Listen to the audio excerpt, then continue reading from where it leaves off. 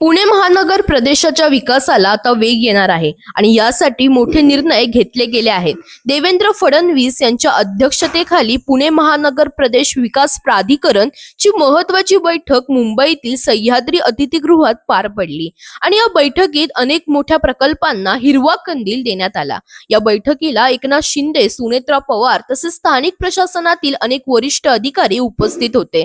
सगळ्यात मोठा निर्णय म्हणजे पुणे शहरासाठी नव्या विकास आराखड्याला गती देण्याचा।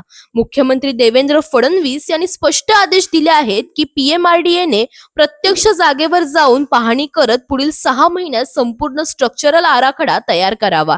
यासोबतच कात्रज ते येरवडा दरम्यान प्रस्तावित दुहेरी बोगदा म्हणजेच ट्विन टनेल प्रकल्पासाठी स्वतंत्र विशेष संस्था उभारण्याचे आदेश देण्यात आले आहेत।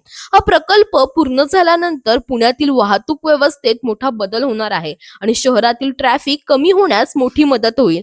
महत्त्वाची गोष्ट म्हणजे पुणे महापालिकेत समाविष्ट झालेल्या 23 गावांसाठी स्वतंत्र विकास आराखडा तयार करण्याचे निर्देश देण्यात आले आहेत, ज्यामुळे या भागांचा नियोजनबद्ध विकास होऊ शकतो। या बैठकीत 4628 कोटी रुपयांचा भव्य अर्थसंकल्पालाही मंजुरी देण्यात आली आहे। या निधीतून रिंग रोड, मेट्रो प्रकल्प, रस्ते विकास, कात्रज येरवडा बोगदा आणि लोणावळा स्काय वॉक यांसारख्या प्रकल्पांना गती मिळणार आहे। तसेच नागरिकांना जलसेवा देण्यासाठी एक महत्त्वाचा निर्णय घेतला गेला आहे। जमीन व्यवहाराशी संबंधित अधिकार थेट महानगर आयुक्तांना देण्यात आले आहेत, ज्यामुळे प्रक्रिया अधिक वेगवान होणार आहे।